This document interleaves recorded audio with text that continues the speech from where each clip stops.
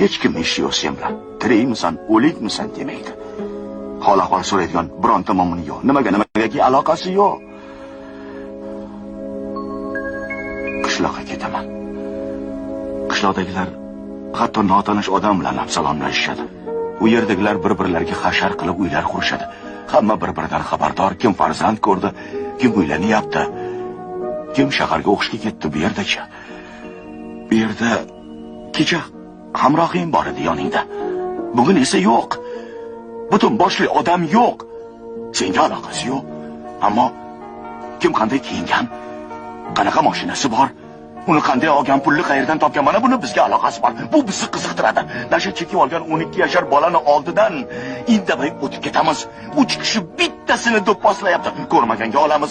Sadaqa so'rab o'tirgan nochor ayolga pinagimizni ham buzmaymiz. Bola big'illab yig'layapti, indamaymiz. Nimagaki bizga aloqasi yo'q?